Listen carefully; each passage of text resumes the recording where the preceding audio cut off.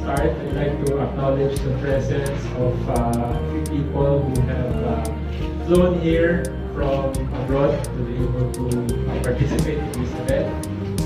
First off, we have Mr. Ricky Tan, Asia Pacific Senior Manager for Production Printing in Ricoh. We also have Mr. A.G. Sato from GraphTech, Asia Pacific. He is based out of Thailand and he is here today, this week to be able to participate also in this event. We also have our GraphTech distributor, USS, and their representatives. So they'll be helping us in this event today. So I think one of the big questions in your mind right now is what's so special about this event? Why is this relevant to me as a media person or a journalist? So we all know that digital technology has changed the way that we work, live, learn, and play. It has also changed the way that we print. In a way, digital technology has lessened the amount of printing that we need to do as people move towards paperless.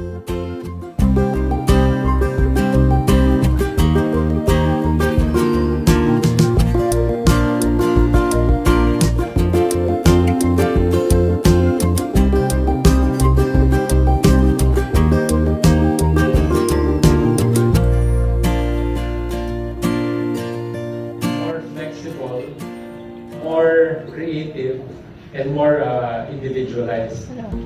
So today, this is what we want to show. What is possible with digital technology in printing today. If you look at all of the samples here around this room, all of these samples have been created in the last 3 to 4 days. So we have samples not only printed in normal bond paper. No? We have samples like the bag tags or the shelf toppers that have been cut already. We have paper bags, medicine boxes, packaging material, greeting cards, calling cards. We have so many different print materials or marketing materials that have been printed within the last 3 to 4 days. And actually, they were finished only last night. So this goes to show just how flexible this technology already is. That, with a few machines, you'll be able to create almost anything, any type of marketing material. Now, so what I want you do today, Ricoh's tagline is Ricoh, Imagine Change. Yung tagline of Ricoh. I want you to imagine what types of changes we can do for the printing technology with what we have today. So I'll leave it at that, and I hope you can learn from the session that we have here today and all of the demonstrations that we prepared for you. So thank you and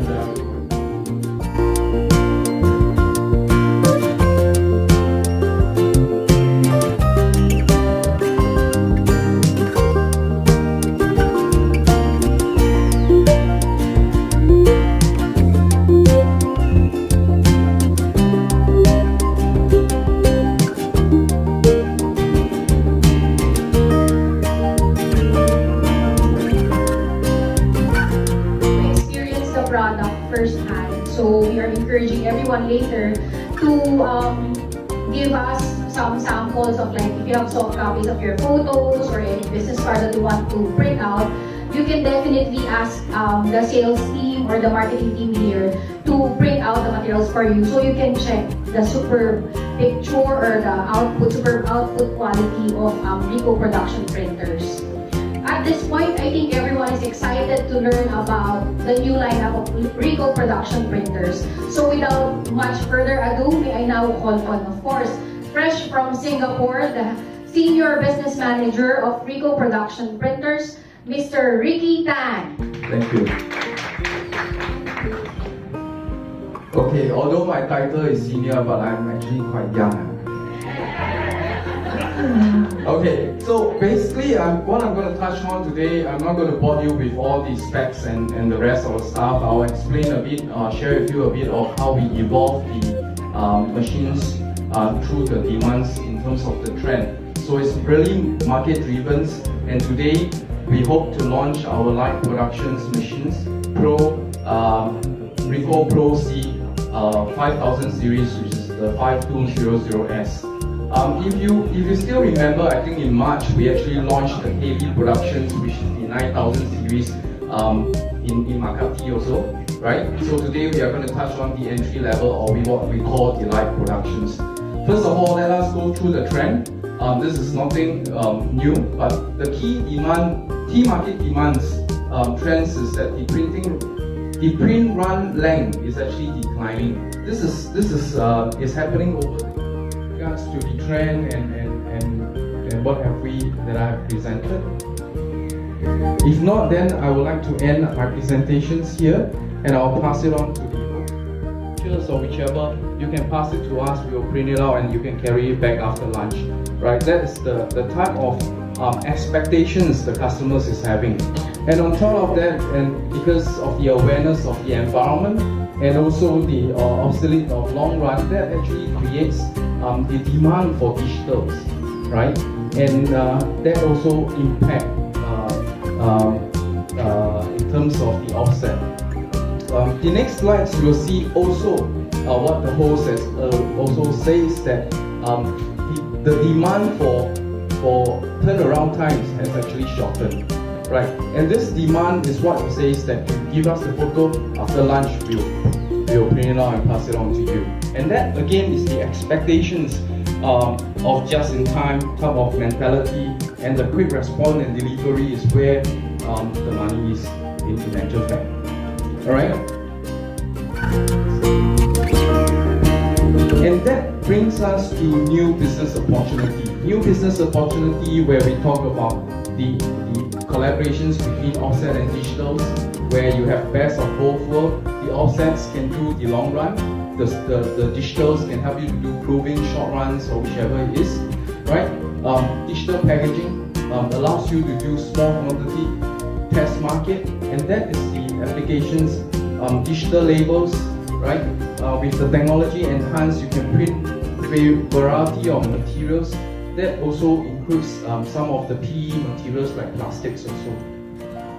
Personalized POD stuff, print on demand stuff, and also precision marketing if you have the data to crunch it, right? And next we look another trend, and this trend is the offset was volume trend. You can see that on the okay, if you look at this is the total color volume, this is the digital color volumes, and the expectations in 2019, I'm taking for example in the CRD area or the corporate area, there will be expected a 3-time growth in terms of the print volumes. And other growth area are like in the digital printings from 7 millions to about 28 millions. And these data are actually crunched by one of our third parties vendors who is actually crunching this data. So in short, we are expecting the digital volumes to grow. And in order for us to cater for that, obviously we need the technology to do it. In March, we launched the high production devices, which is cater more for the commercial printers.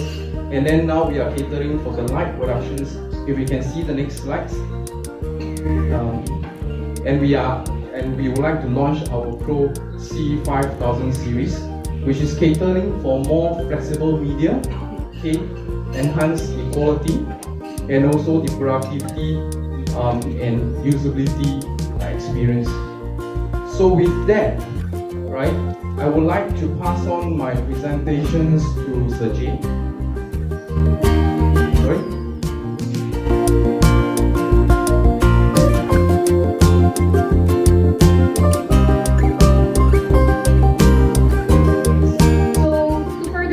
Also the products that we have here on display, I would like to call on the Head of Product Management Group of Ricoh Philippines, Ms. Hannah Castillo, to explain to us further the innovative features of our printers. Thank you, Abby. So good morning! Good morning, everyone. Nice to see you again, familiar faces. And siguro dun sa iba, no? First time here in Ricoh showroom. If you remember, last July 27, we did our press event here, also in the same venue. And what we launched was our office printing. So if you remember, those are machines that usually you see in your offices. And more on the Easy Plus application and so on and so forth. And if you notice, today, this morning, we transformed our showroom into a different style of display. Not much of machine, but more on the actually marketing collaterals, materials, everything that you see in retail, in education, in school, in restaurants. So we are really transforming or continuing innovation of our products, because today we are about to launch our latest addition to our production printer family, which is, as Ricky mentioned, the ProSafe 5200S. So what we're trying to show to you is, like, for example, in this kind of display, Ricoh production printers can do everything like this. It's not like plain paper that you saw, remember, during the office printing launch. From vouchers, from clothes tag, that's why we have here sample of clothes tag attached to the clothes. We also have packaging, and then even book jacket. So later you will see, you can feel the different types of media that we use. So lahat yan kayang gawin ng Ricoh production printers.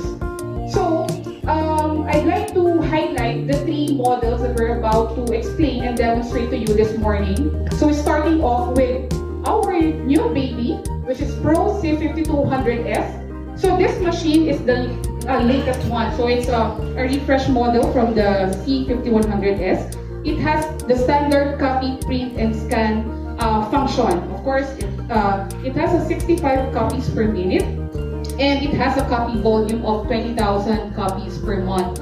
And I keep on mentioning earlier about the different types of media, because this machine can support up to 360 GSM. So, and a wide range of media up to 13 by 19.2 as a basic for this particular machine. And of course, if you need to print lots of papers, it can load up to 8,250 sheets for outstanding paper capacity. And of course, what's important in printing is the quality. And it has a laser technology, we call it Pixel. You've heard it before when we launched the Pro C9100, which gives us the best-in-class resolution up to 4800 dpi. So imagine this small footprint. Earlier, you've mentioned some of the large enterprises are investing into a machine that they can use inside their department. So rather than investing or outsourcing your print materials, in which they require you lots of volume, it will take longer lead time, and most of the time, hindi naman natin nagagamit lahat, diba? For example, catalog. So those are waste money if you don't use those catalogs. But in this machine, you print on demand. So if you want to print 1,000 pieces today, then print it tomorrow, another batch, so it saves a lot of money. So to add on that, ProSafe 5200S can really print a lot of media files. In here, I have here a book, we call it the media kit. You can see here all the applications and the type of media that we use. And for example, from vouchers, which is so thin and thick, so you can print like this. From the wobblers, from the clothes tag, which is my favorite, because if you fill it, it's really a fabric. So later you will see the type of media that we use. So everything you can print using the ProSafe 5200S. Okay, so really a wide range of media. And since we mentioned earlier that it's really good for since it's an entry level, so a lot of large enterprises really is looking on those print-on-demand requirements. So 5200S is the best offering for those large enterprises. Okay, later you will see our next model, which is our Pro C7100X. If you look onto this table, you will notice it's beyond CNYK. So as we all know, those are the four colors. But this model, it has a 5-station configuration. That's why it's beyond cyan, yellow, magenta, and black. It's more than that. If you want to explore other colors than those basic 4 colors, you need this machine. So, if you look at the table, you will see clear, white, neon pink, and neon yellow colors. That's what our Pro C7100X can do. You can look later on the difference of printing on a normal CMYK and using a neon pink toner. And also, as you can see in the greeting cards, how beautiful the output is. And also, this Pro C7100X is a 80 copies per minute machine. So that high speed and average copy volume of 90,000 copies per month. And again, with regards to media, it supports up to 360 GSM and a wide range of media also, same as the 5200S. And the capacity is more than the 5200S. It loads up to 16,250 sheets. And of course, it has the same pixel technology, which we really promoting in terms of output, quality, color of our printout. And the next one, in which we launched last February, is the Pro C9100, our high-end model. So this is the fastest production printer that we have. It runs 110 copies per minute. And what's good about it, it has a twin toner bottle slots for each color. So hindi mag-stop yung production nyo just in case one toner is it runs out, because it has a twin toner bottle slot. So later, you will see that machine also on how we demonstrate this machine. And of course, if Pro C200 and 7100X support up to 360 GSM, Pro C9100 can support up to 400 GSM. That's why, for example, in this packaging, it is printed on a 400 GSM. So, ganun ka productive. Productivity is really the feature of our Pro C9100. And of course, it can print in several types of media, like clear film. Later, I can talk about a lot of things about this when we do the demonstration. Okay, so those are the 3 models for our latest models for production printers: Pro C5200S, Pro C7100X, and Pro C9100S. C9100. Okay, at this point in time, may I call on Jay and Marlon to help us demonstrate.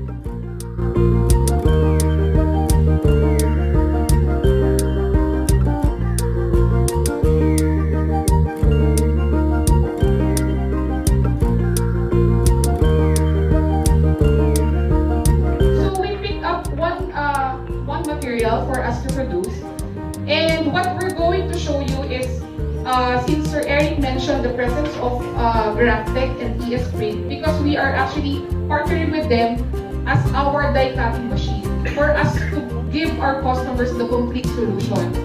If we can print, they can cut.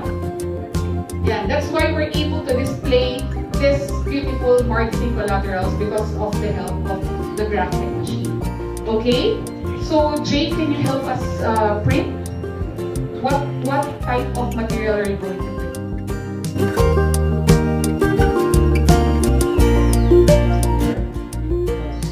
I was saying that before we can only print in a paper substrate, but right now we can print on a different material, because now we are going to print on a sticker. So part of the print now is file. Then we will send the file. We will send the material to die cut machine. You can say half cut. So whenever you peel off, so you can use it right away. By the way, this machine has a use cycle of 9 million print or 5 years, whichever comes first. So this one, maybe we can pass to that after.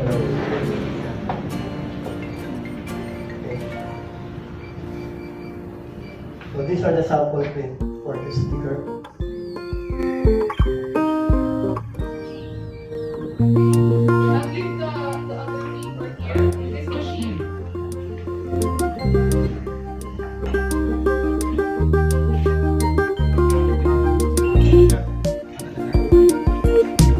After printing from the Pro C5200S, so we pass it on to graphic die cutting machine and we put it a half copy. So usually, di ba, sticker, minsan, what do you call that? Yung full. Half cut is Yes, basically this one. you can peel off. The full cut is full and full cut, which is means the whole paper will be cut off. And if you look on the quality of the color of the Pro C5200S, you can really enjoy those stickers that you print on this machine.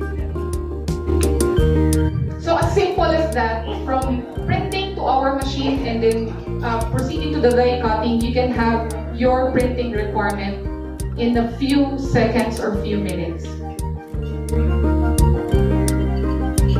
Okay, another material is Yes, another one is for C2S, C2S 120.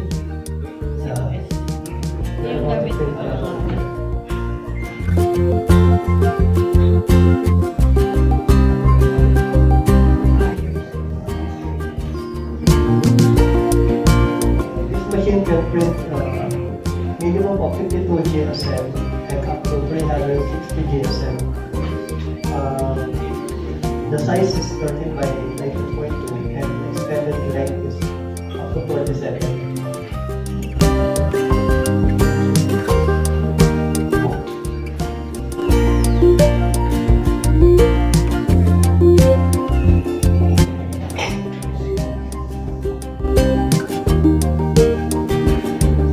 Our machine has a RIP controller or a software that controls the color.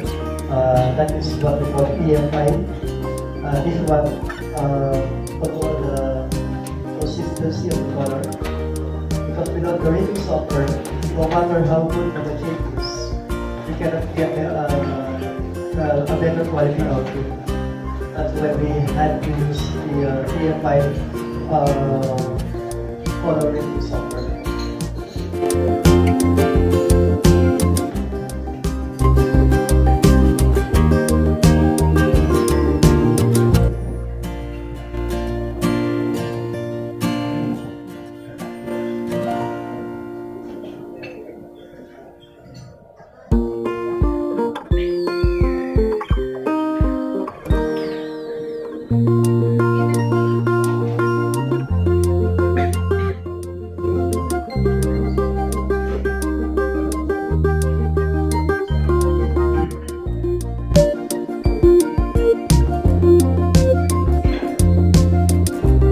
By the way, digital compared to offset. Offset is intended for long-running volume, and history it has said a while ago. I heard it from you that print run is now drastically declining. That is the reason why a lot of customers need to print on demand. When we say print on demand, what they need right now is what they need to print. So that is why the reason the digital press is emerging or evolving nowadays. Because when you have this one on your prints, for example, a graphic artist of yours can have an idea what it's all about with his imagination. He can easily print and actually see the actual print out, the perspective of his creativity.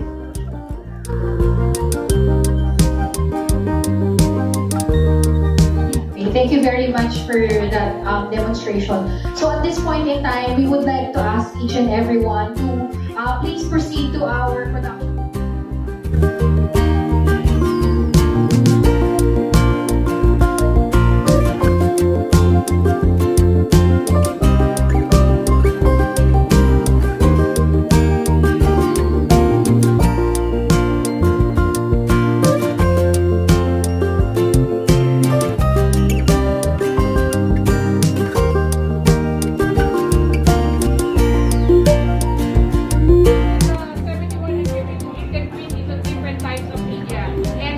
what we're going to demonstrate is printing on a banner. So you can read by 27, which is the longest that we can print using Pro C9 Okay.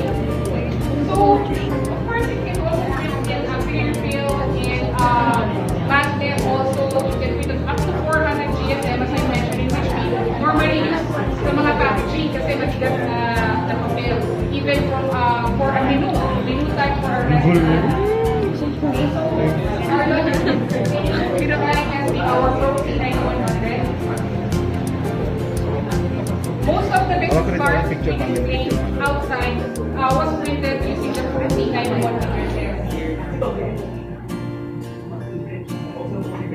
So if you require high volume also, because of the speed of 110 ppm pages per minute, so it's more faster. And as I mentioned earlier, it's really productivity that we are highlighting for this particular So right now we're printing one banner for with a size of 13 by 27.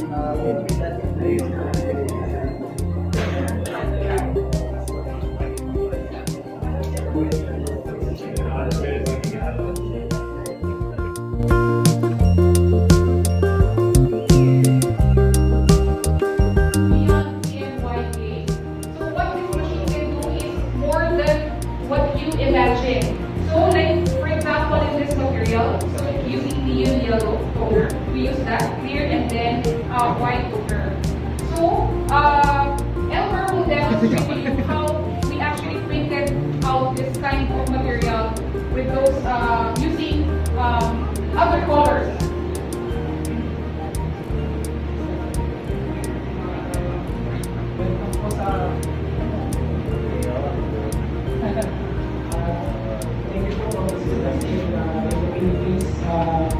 We mentioned that this is going to production payment business. Today, I'd like to present to you our mid-level production interface, which is it cannot just be print on a sale by day. You can produce, you can print even red media or black media or maybe some print that you can use silver and something like gold. Okay. What's special on this machine is heavy sound. On the normal printer, we have a normal series white page color. So yeah, we generated yellow. Alam niyo, siguro most of us are in print of course, diba? So yung CMYK is, ano yung CMYK? Cyan, magenta, yellow, and black. So meron siyang pink color stations. You can print neon colors, perfectly pink, yellow, white, and clear. Additional colors. So additional colors existing kasi normal kasi white. Currently, meron na kaming apat na dictionary na. So, it's not just on the ordinary print as well as 1K. So, you can see on this sample print ko kanina. So, kapag kasi nag-print ko tayo sa mga normal na, like for example, this color print, wala siyang mga tinatawag na mga white face background. Papansinin natin para hindi masyadong i-edit. Hindi lumulutang yung color. Hindi mo siya parang normal same white color face black. Hindi natin siya masyadong na-differentiate. Aside dun sa tinatawag natin kapag may white face.